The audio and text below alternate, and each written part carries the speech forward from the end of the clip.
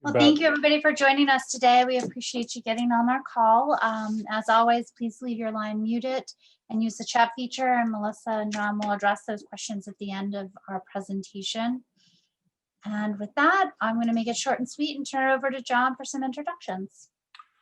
Thank you very much, Hope. Welcome, everyone. It's good to have you with us again this week. I would remind you that the webinar today is designed for the information and use of PRLA members and friends in the restaurant industry and hotels and other support and travel and tourism and other supported industries. It's off the record. It's not designed for the press.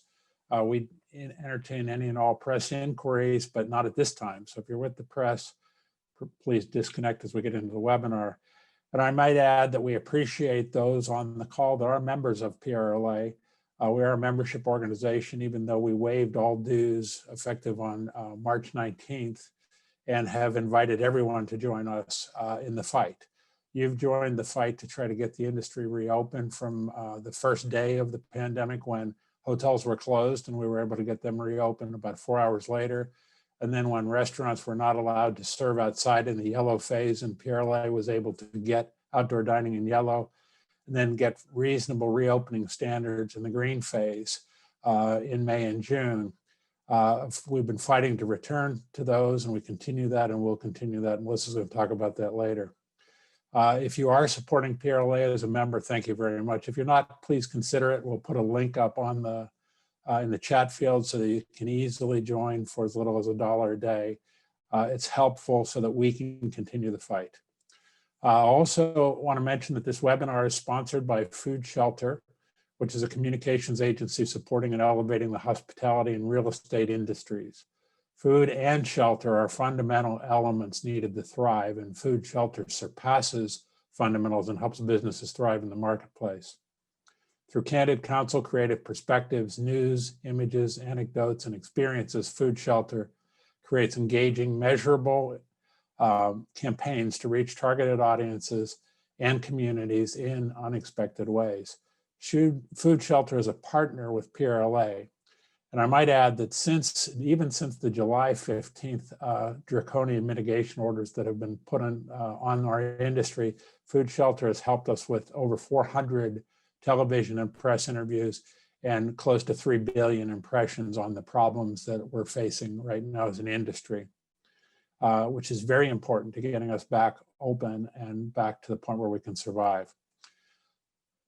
Food Shelter has been feeding minds and building brands since 2005, and thank you, Food Shelter, for your support. And with that, I'll turn it over to Melissa Bova. Melissa, it's all yours. Hi, everyone. Welcome back for another week of updates. If you were on early, Hope and I were saying, I said I was going to do like a fantasy, so I did Disney themed, but it actually feels very appropriate because in Disney movies, there's witches and bad guys, but we always have a happy ending. So maybe that's what we need this week, is to fight the bad guys and end up with a happy ending. So we'll stick with the castle for today. Let's jump right into federal. Every week I try to provide an update on a recovery package. I can tell you that the Trump administration and the House leadership, the Democratic leadership, Nancy Pelosi, seem to be getting closer to a deal. I do not expect or hold your breath that anything is going to come to fruition before the election. And quite frankly, we already knew that the Senate was never going to move any type of package before the election anyway.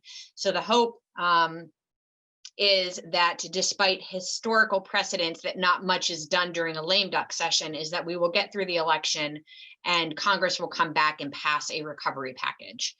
That is the hope, fingers crossed. Like I said, lately, the recovery packages have included that $120 billion Restaurants Act language, which is key for our industry. So that's including assistance for lost revenue to our restaurants, our caterers, and anybody in that field. It includes a second drawdown of the P3 and new applications for the P3.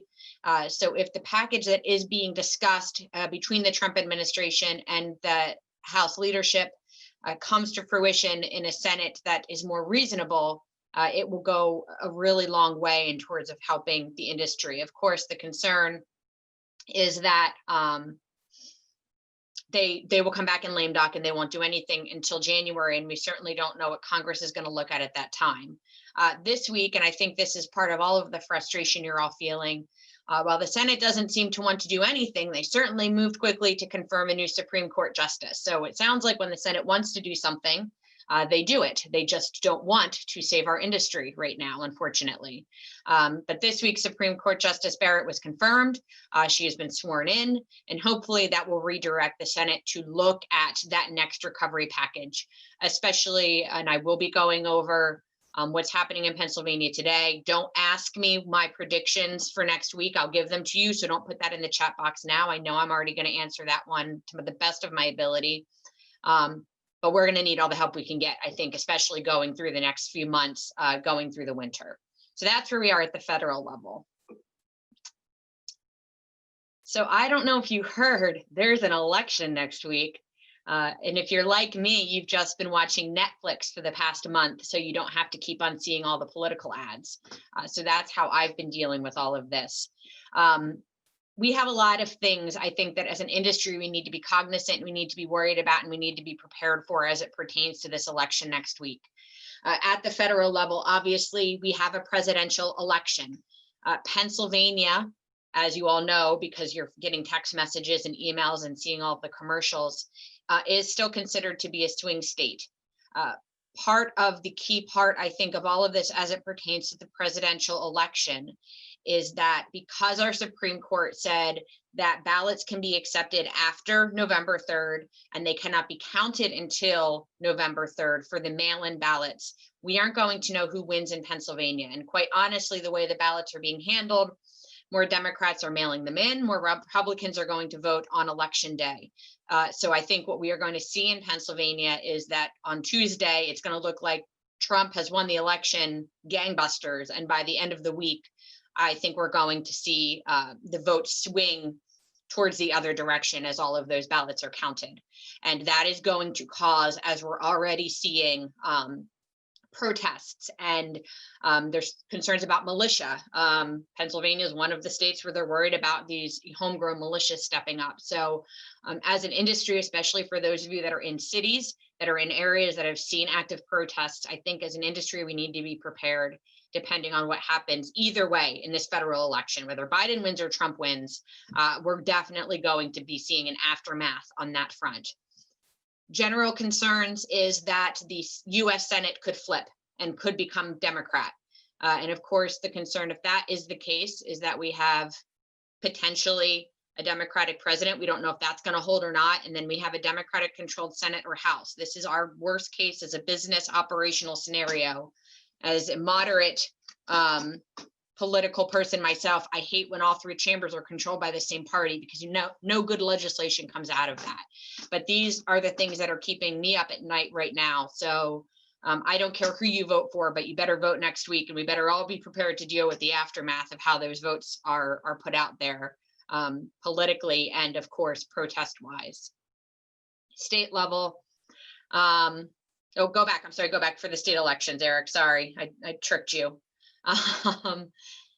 Right now, obviously, Governor Wolf is not up for re-election. I know every single person on this call wishes that he was. He's not, but the whole House is up for re-election and half the Senate.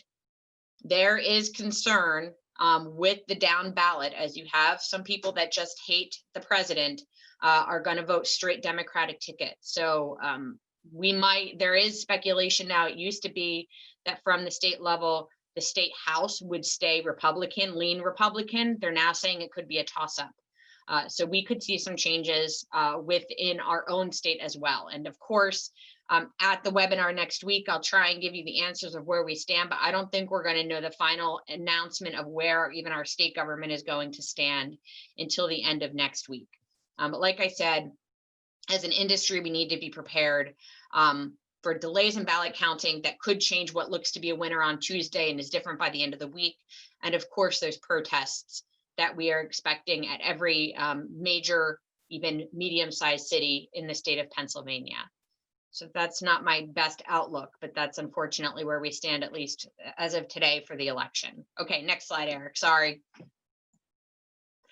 So the legislature, as you know, they were in town last week. They did run our veto override vote. Yes, I'm still angry about it, but I've stopped crying. So now I'm just angry.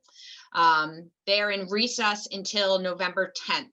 And on November 10th, that's when they will come back and vote for leadership elections, depending on how the election goes. So they're definitely going to be back in session on November 10th. They will be behind closed doors, figuring out who their leadership team is going to be, especially, like I said, as it pertains to if a chamber flips, which I think keeps me up at night as well. There are a few things that need to be done. One, of course, is that we only have a 5-month budget that expires on November 30th. So we need the legislature to move forward in terms of funding the state budget through the end of June 30th for next year. There is still $1.3 billion in CARES Act money that has not been spent that needs to be spent by December 30th or distributed by December 30th of this year.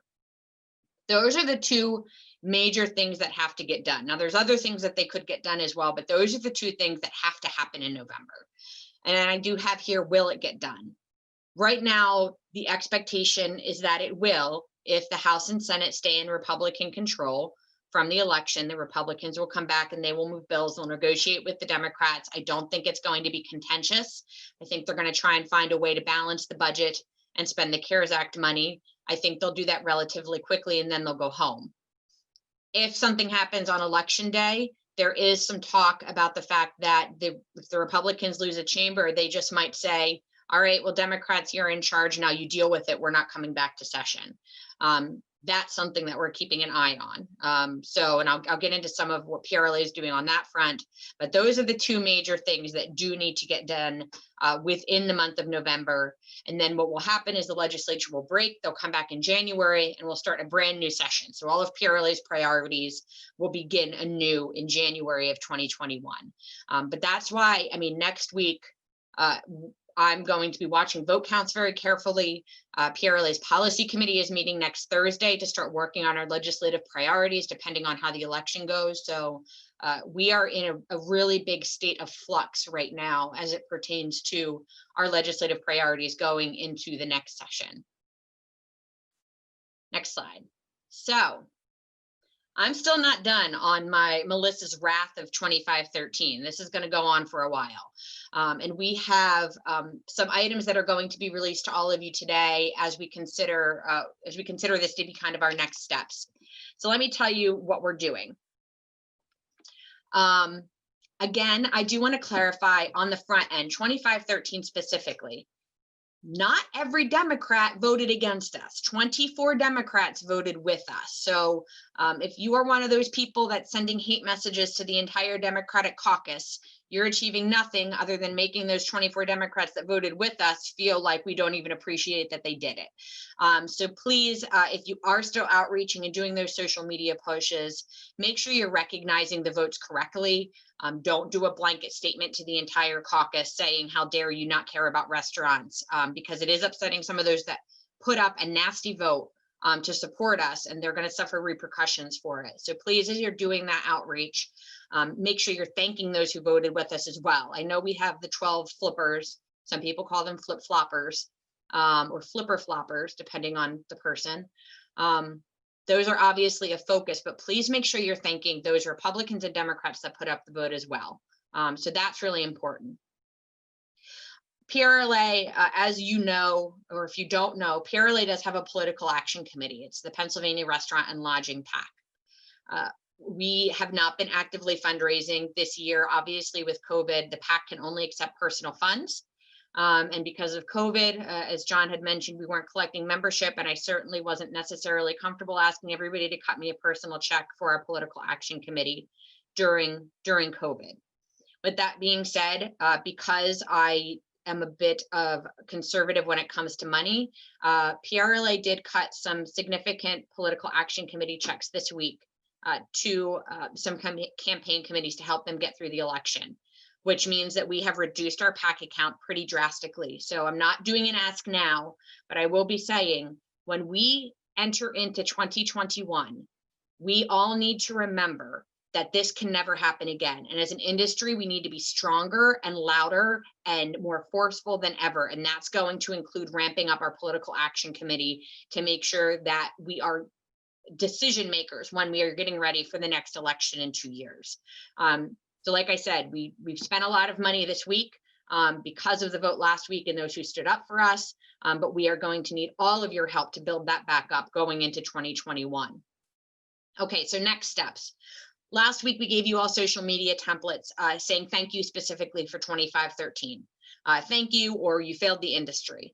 We are going to be giving you new social media templates today that are specific as it pertains more to the election, and they're going to be draft templates. So we're not going to say any names to them, but you're going to be able to recognize Representative John Longstreet stood up for restaurants to try and give some more support to those legislators that stood with us. Also on social media, the same thing.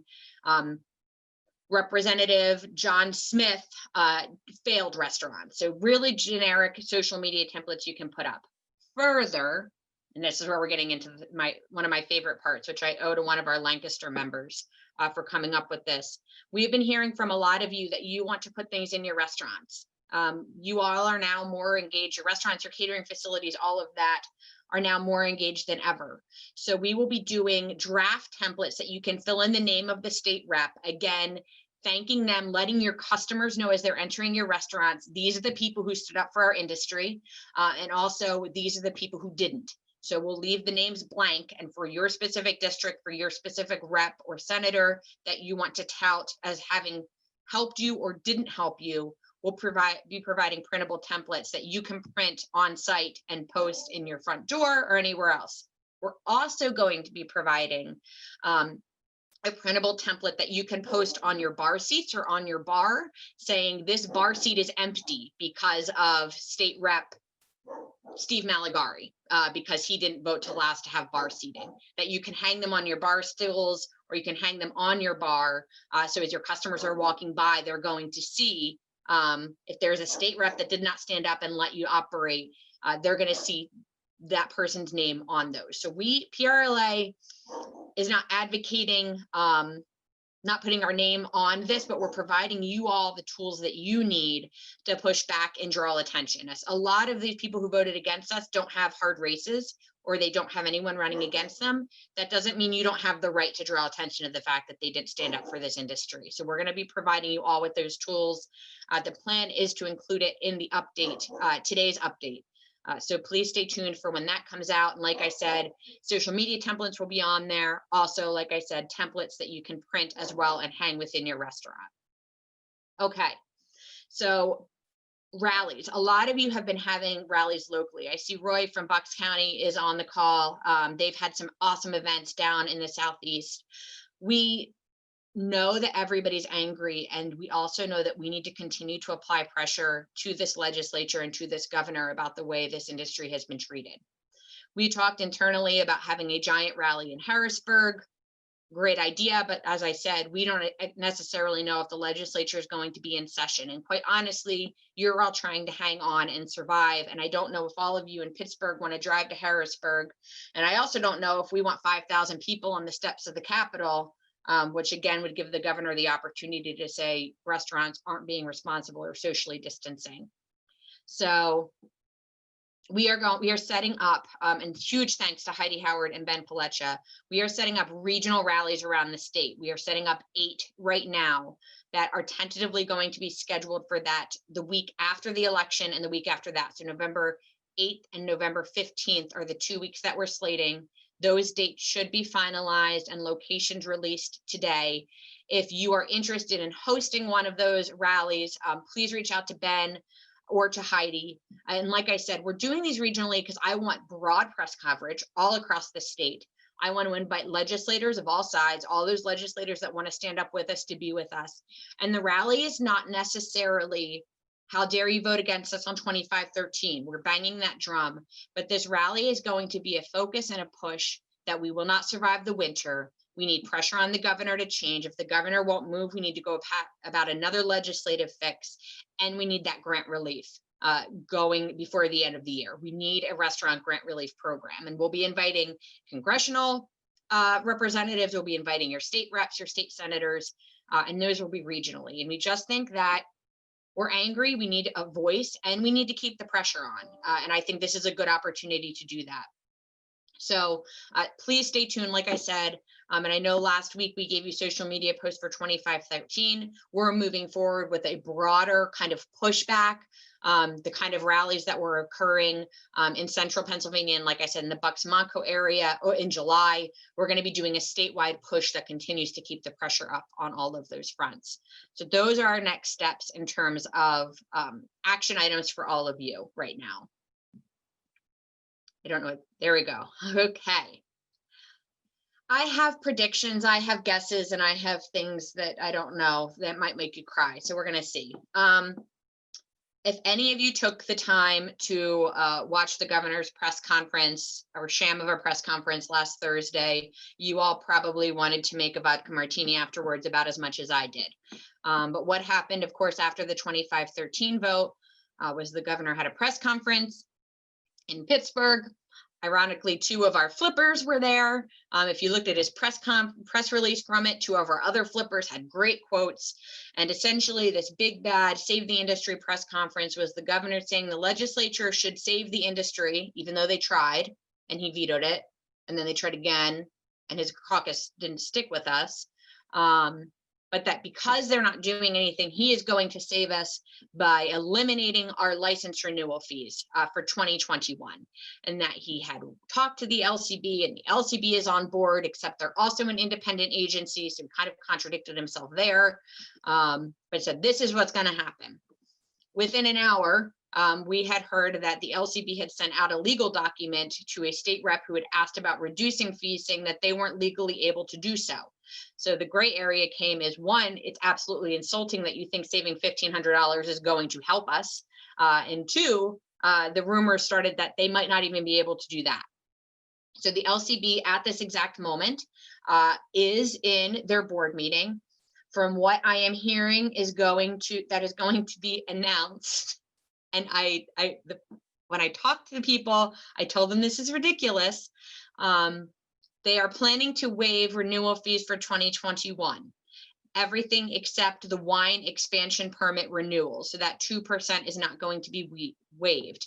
But your regular fee, your surcharge, your Sunday sales permit, those renewal fees that you pay when you renew your license, the plan is for the LCB to try and waive all of them. Some issues with that. Any municipality that sues because they're saying that they are entitled to renewal fees could and would probably win in a court battle. So we don't even know if this is going to stand up.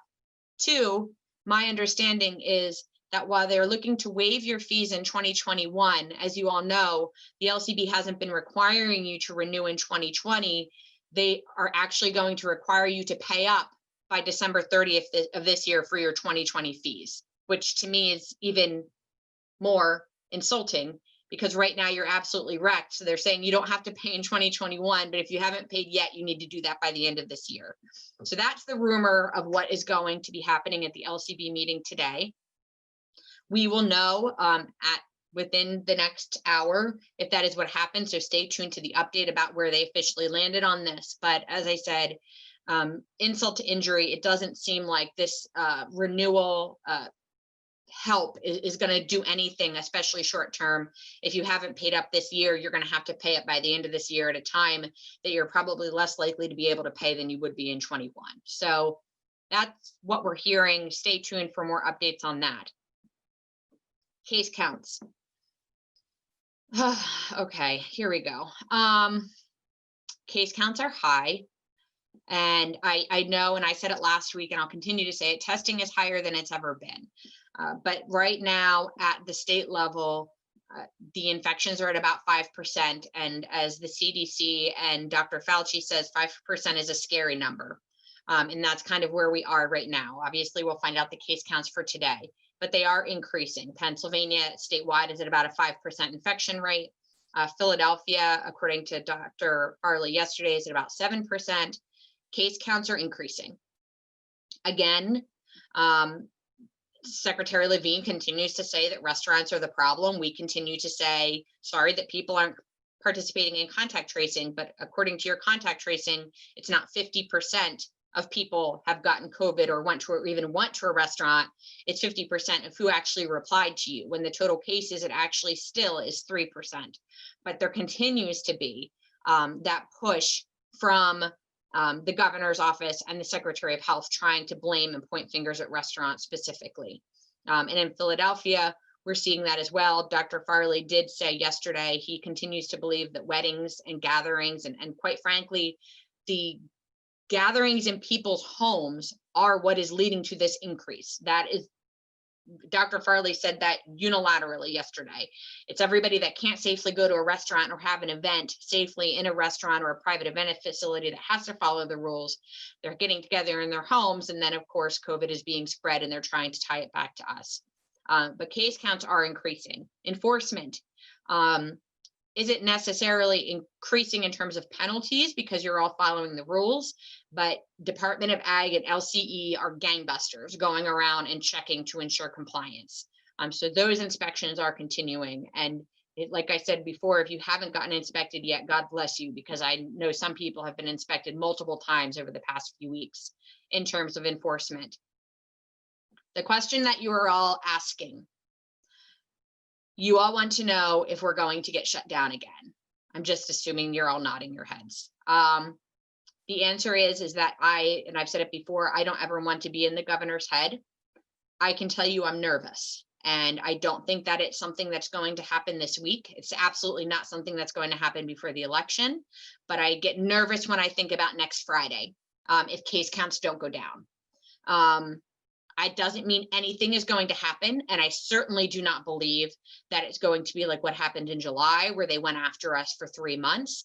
But I'm worried they are going to come after us. And I'd be lying to you if I didn't say that. We're seeing in New Jersey and in European countries and other places in the country that there are curfews being put in place.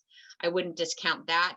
But again, it's mum from the governor's office, and it's going to be mum until after the election. But I think that our rallies and what we're doing is going to be really important, because if we are targeted in terms of some type of mitigation, we need to respond. And I think that's why these local rallies are going to be very important. So I cannot tell you if it's going to happen. I can tell you I'm not sleeping well because I'm worried about it. And that's all I can tell you right now. But I think the political fallout of doing an extreme mitigation against our industry specifically is going to be extreme for this governor. So I don't expect, like I said, months of mitigation, but the counts do keep me up at night, and I'm sorry. And I know many of you have asked me, should I invest in more things? Should I do this or that? I can't tell you what to do. I can just tell you that whatever he does, it can't be long-term, but he could do something. And that's the unhappy answer I have on that front. Local and county, a few updates on that front. In Allegheny, they're still aligned with the state as of today. So all of the state guidelines are in place. Philadelphia, as I mentioned, Commissioner Farley did say yesterday that they are watching the counts in Philadelphia closely. They're not making any changes right now.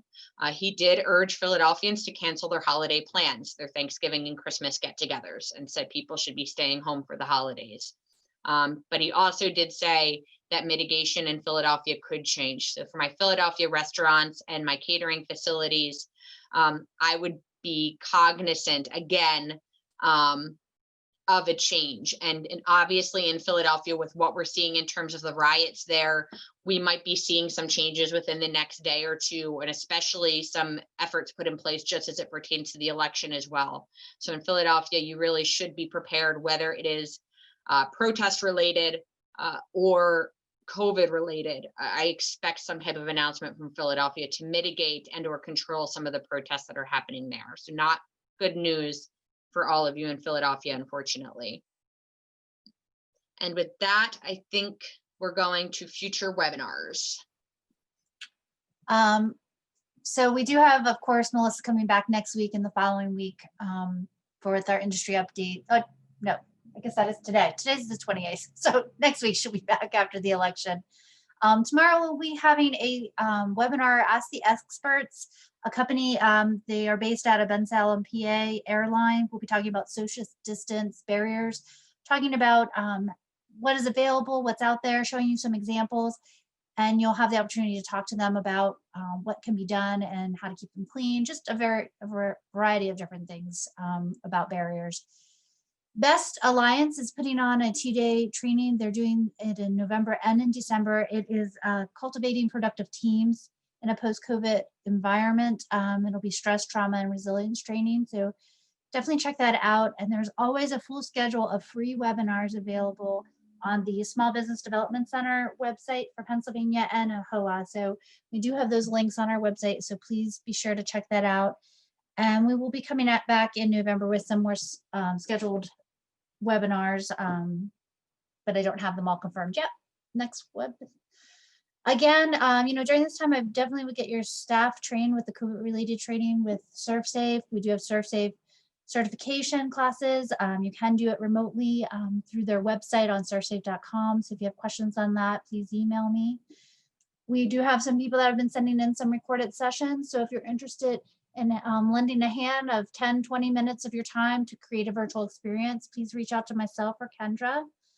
And our scholarship program is open right now. So please be sure to be promoting that to students and individuals in your organizations that you think might be looking to pursue additional education in the near future. And I think that's it, Eric. We are on to some questions. Okay, let's see. I do kind of want a dartboard template or like a voodoo doll. So that's true, Molly. But I've been resisting so far. What about licenses that are currently in safekeeping for fee waivers? My understanding is that it's going to be strictly renewal fees. It might not be licenses in safekeeping. That might need to be a legislative fix, but we will find out. Obviously, like I said, the LCB is going to be updating their advisory notice today, and we're going to know specifically what they're deciding to waive. I don't believe safekeeping is part of that, but I do know that they're trying to encompass as many as possible. But check the update today, because as soon as we get that advisory notice, and Kendra in our office is actually monitoring the LCB meeting for us, so we should know specifics as soon as she emails me an update. Can you please refresh me on restaurant requirements for private parties? I believe it's 20%. Also, how do we need to register guests and keep records? It is 20% for your private events, whether you're a restaurant, a hotel, or catering facility. So you are at 20%. And it is the burden of the person hosting the event that has to keep the records, but you do need to ensure that they are keeping those records. And I'm going to pull up because I always tend to forget. You need to have a list. I love how terrible the guidance is.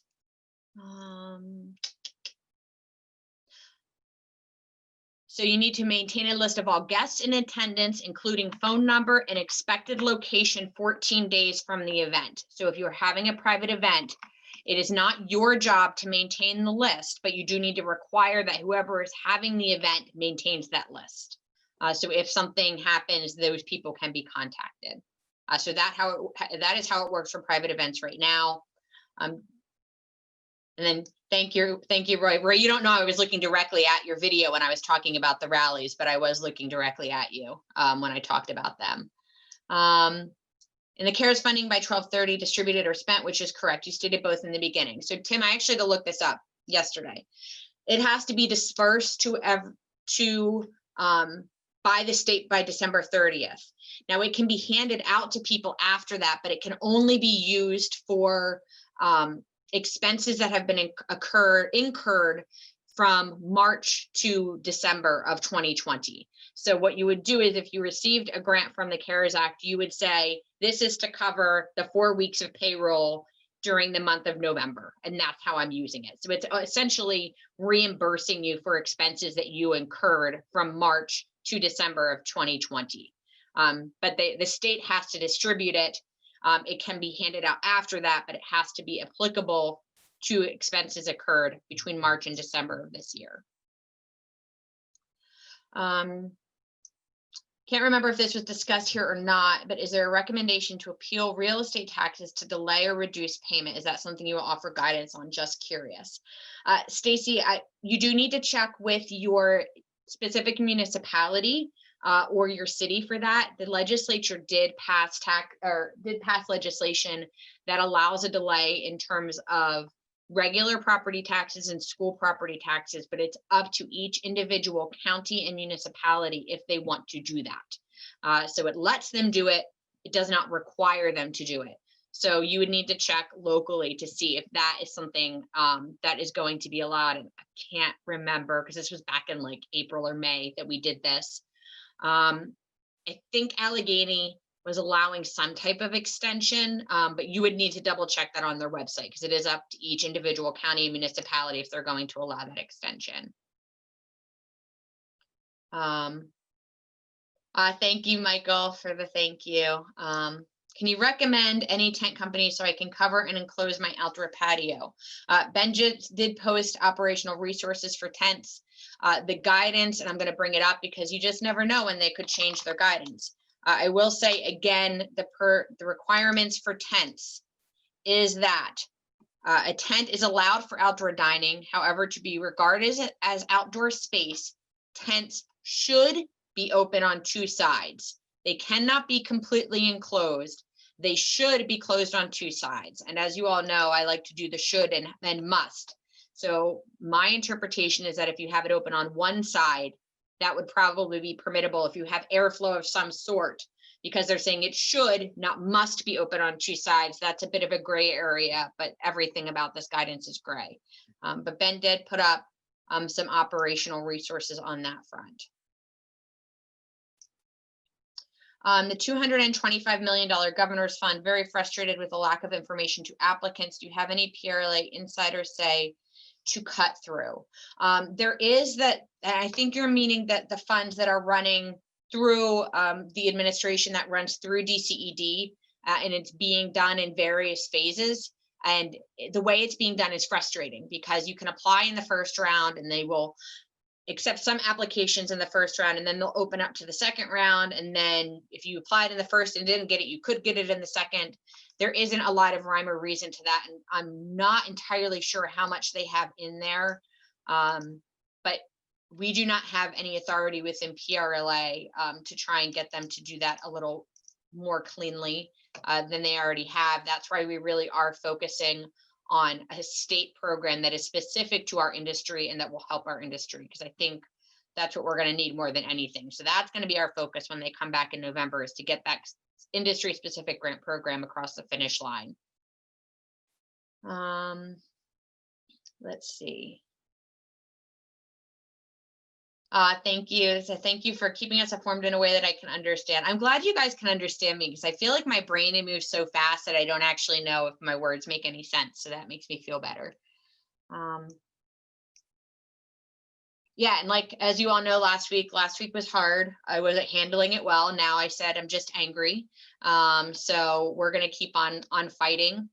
And like I said, I mean, the webinars are getting a little shorter. I think we're going to have a lot more information next week and the week after.